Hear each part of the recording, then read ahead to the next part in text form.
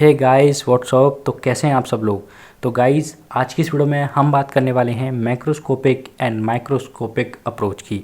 तो गाइस ध्यान दें और ढंग से समझें क्या है मैक्रोस्कोपिक अप्रोच और क्या है माइक्रोस्कोपिक अप्रोच। तो ज़रा ध्यान दें। तो सबसे पहले हम बात करेंगे मैक्रोस्कोपिक अप्रोच की, ठीक है। फिर हम बात करेंगे माइक्रोस्कोपिक अप्रोच की। देखो गाइस ये जो दो अप्रोचेस हैं ये हमें दी गई थर्मोडायनेमिक्स को पढ़ने के लिए, ठीक है। किस अप्रोच के अंदर कैसे पढ़ना है थर्मोडायनेमिक्स को ये बताया गया है, ठीक है। तो वही हम यहाँ पर क्या है समझने वाले हैं। तो चलेगा स्टार्ट करते हैं। देखो मैक्रोस्कोपिक अप्रोच, तो मैक्रोस्कोपिक अप्रोच के अंदर क्या बोला गया है ध्यान दें, ढंग से समझें।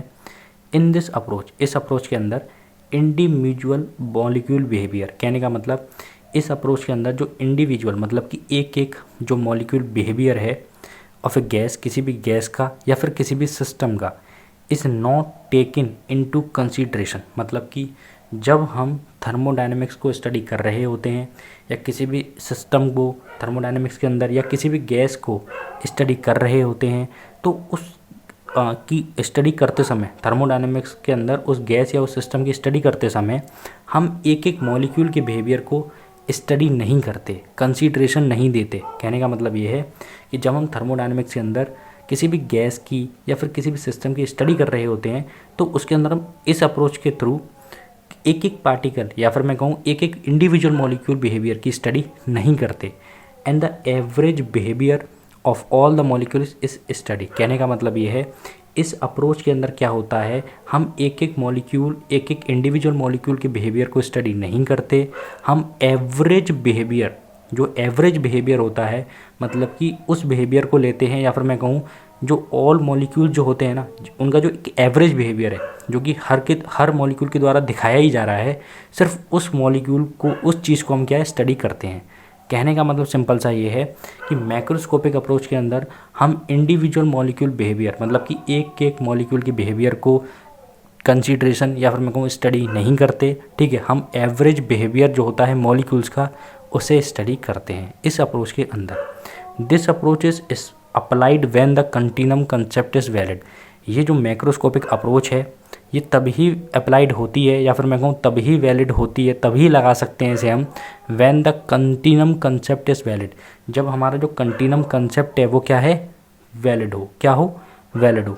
अब ये कंटिन्यूम कंसेप्ट क्या है, ठीक है। मैक्रोस्कोपिक अप्रोच तो आपको समझ में आ गई होगी कि मैक्रोस्कोपिक अप्रोच के अंदर हम थर्मोडायनेमिक्स जो सिस्टम है जो गैस है उसकी जब स्टडी करते हैं तो उसके अंदर हम एक एक इंडिविजुअल मॉलिक्यूल बिहेवियर की स्टडी नहीं करते, हम एवरेज बिहेवियर ले लेते हैं किसका, सारे मॉलिक्यूल्स का, उसकी स्टडी करते हैं, ठीक है। ओके, ये जो अप्रोच है वो तभी लगती है या तभी अप्लाइड होती है जब हमारा कंटिन्यूम कंसेप्ट जो है वो क्या होता है वैलिड होता है। अब ये कंटिन्यूम कंसेप्ट क्या है ज़रा इसे समझ लेते हैं। तो ध्यान दें, नोट करने वाली बात है कंटिन्यूम हाइपोथेसिस सजेस्ट, ठीक है। कंटिन्यूम है, अब हम कंटिन्यूम कंसेप्ट को पढ़ रहे हैं। ये कंटिन्यूम कंसेप्ट क्या होता है ये पढ़ रहे हैं, ठीक है। हो सकता है ये कंसेप्ट आपने फ्लूइड मैकेनिक्स के अंदर कहीं पढ़ा हो या थर्मोडायनेमिक्स के अंदर ही कहीं पढ़ा हो।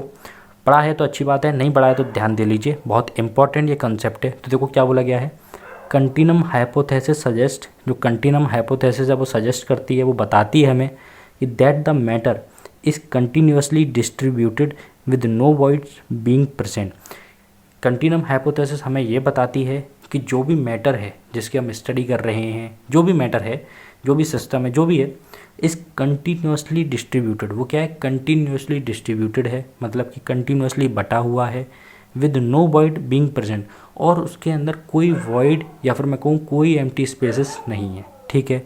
तो क्या बोला गया है कंटिन्यूम कंसेप्ट के थ्रू, कंटिन्यूम हाइपोथेसिस मतलब जो कंटिन्यूम कंसेप्ट है या कंटिन्यूम जो हाइपोथेसिस है वो हमें ये बताती है कि जो भी मैटर है जिसकी हम स्टडी कर रहे हैं वो कंटिन्यूसली डिस्ट्रीब्यूटेड है। मतलब कि वो कंटिन्यूसली डिस्ट्रीब्यूटेड से मतलब ये है कि वो मतलब कि बना हुआ है, with no voids being present मतलब जो उसके अंदर पार्टिकल्स हैं वो कंटिन्यूसली आ रहे हैं, उनके बीच में कोई भी स्पेस या कोई भी वॉइड नहीं है, ठीक है। पहली चीज़ ये बात क्लियर हो गई।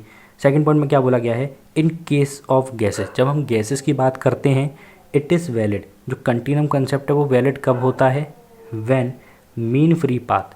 गैसेस के केस में जो कंटिन्यूम कंसेप्ट है वो वैलिड तभी होता है जब व्हेन मीन फ्री पाथ, जो मीन फ्री पाथ होता है। अब ये मीन फ्री पाथ क्या होता है, average distance travelled by A molecule जो एवरेज डिस्टेंस ट्रेवल करी जाती है किसी भी गैस मॉलिक्यूल के द्वारा बिटवीन टू कोलिजन, ठीक है, मतलब दो कोलिजन के बीच में जो भी दूरी किसी भी गैस मॉलिक्यूल के द्वारा कवर करी जाती है, जो भी एवरेज डिस्टेंस या एवरेज दूरी कवर करी जाती है, ट्रेवल करी जाती है किसी भी मॉलिक्यूल के द्वारा बिटवीन टू कोलिजन्स, दो कोलिजन्स के बीच में, उसी को हम क्या कह देते हैं, मीन फ्री पाथ।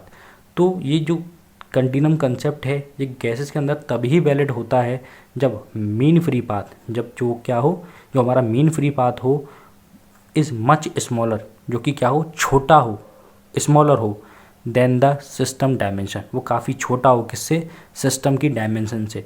सिस्टम की डायमेंशन से मतलब ये है कि जो हमारा सिस्टम की जो लेंथ है, ब्रेथ है, हाइट है, जो भी है डायमेंशन है उसकी, उनसे क्या हो, छोटा हो मीन फ्री पाथ, तभी हमारा कंटिन्यूम कंसेप्ट वैलिड होगा गैसेस के अंदर, अदरवाइज नहीं होगा।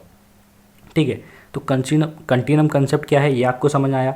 कंटिन्यूम कंसेप्ट के अंदर बस ये होता है, तो कंटिन्यूम कंसेप्ट के अंदर बस ये होता है कि जो मैटर है हमारा वो कंटिन्यूसली डिस्ट्रीब्यूटेड होता है उस कंटिन्यूम कंसेप्ट के थ्रू, उसके अंदर कोई भी वॉइड और कोई भी जो हमारी स्पेसेस हैं वो प्रेजेंट नहीं होते, एम्प्टी स्पेसेस प्रेजेंट नहीं होते। ठीक है, सेकंड पॉइंट में ये बोला गया है कि जो गैसेस होते हैं उनके केसेस में हमारा जो कंटिन्यूम कंसेप्ट है वो ओनली तभी लगता है, तभी वैलिड होता है जो मीन फ्री पाथ है वो छोटा हो सिस्टम की डायमेंशन से, मतलब जो सिस्टम की जो लेंथ है, ब्रेथ है, हाइट है, इन सब से क्या है, छोटा हो क्या हमारा मीन फ्री पाथ।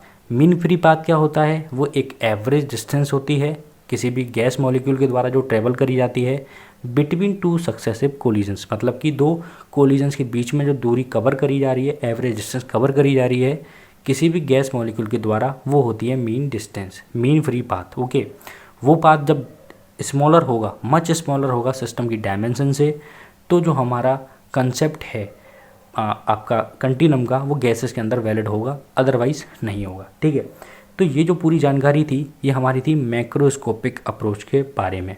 ठीक है, कि मैक्रोस्कोप अप्रोच क्या होती है, वो कब वैलिड होती है, गैसेस के अंदर कब कंटिन्यूम कंसेप्ट लगता है, ये सारी जानकारी हमने यहाँ पर देख ली है। ठीक है, नाउ हम सेकंड टाइप की अप्रोच को पढ़ने जा रहे हैं जिसे हम कहते हैं माइक्रोस्कोपिक अप्रोच।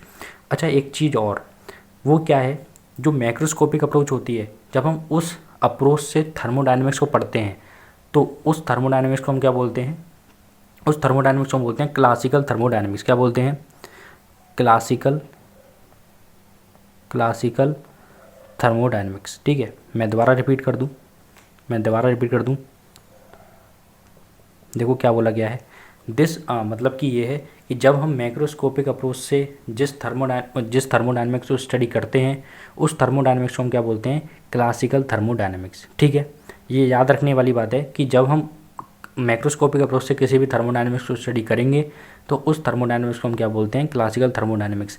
आप इसका उल्टा भी बोल सकते हैं कि क्लासिकल थर्मोडायनेमिक्स के अंदर हम मैक्रोस्कोपिक अप्रोच को यूज़ करते हैं थर्मोडायनेमिक्स को स्टडी करने के लिए। ठीक है, क्लियर हुई, आगे चलते हैं। आगे हम बात करने वाले हैं माइक्रोस्कोपिक अप्रोच की। किसकी बात करने वाले हैं, माइक्रोस्कोपिक अप्रोच की। तो देखो, जो मैक्रोस्कोपिक में था जस्ट उसका उल्टा होता है किसमें, माइक्रोस्कोपिक में।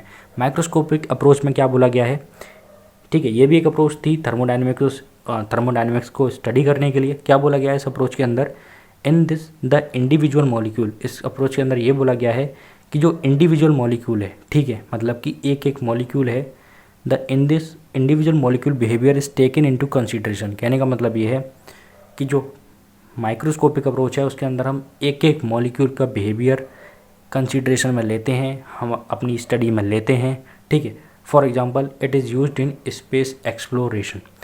ठीक है, इसका एग्जांपल है स्पेस एक्सप्लोरेशन। स्पेस एक्सप्लोरेशन में हम माइक्रोस्कोपिक अप्रोच का यूज़ करते हैं।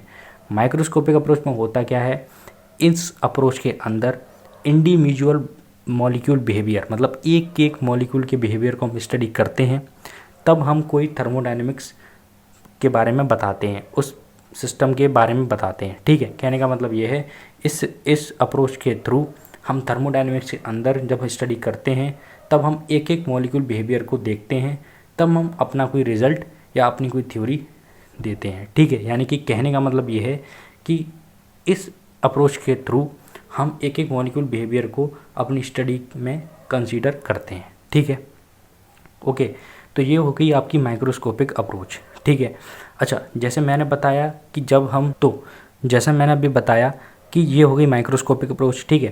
तो जैसा अभी मैंने ऊपर बताया था कि जब हम मैक्रोस्कोपिक अप्रोच पढ़ते हैं, ठीक है, उस अप्रोच से जिस थर्मोडायनेमिक्स को पढ़ते हैं उसे हम बोलते हैं क्लासिकल थर्मोडायनेमिक्स, या फिर मैं कहूँ कि जिस के अंदर हम मैक्रोस्कोपिक अप्रोच को पढ़ते हैं उस थर्मोडायनेमिक्स को हम क्या कहते हैं, क्लासिकल थर्मोडायनेमिक्स। ऐसे ही जिस अप्रोच के थ्रू हम माइक्रोस्कोपिक अप्रोच के थ्रू जब हम थर्मोडायनेमिक्स को पढ़ते हैं तो उस थर्मोडायनेमिक्स को बोलते हैं हम क्या, स्टैटिस्टिकल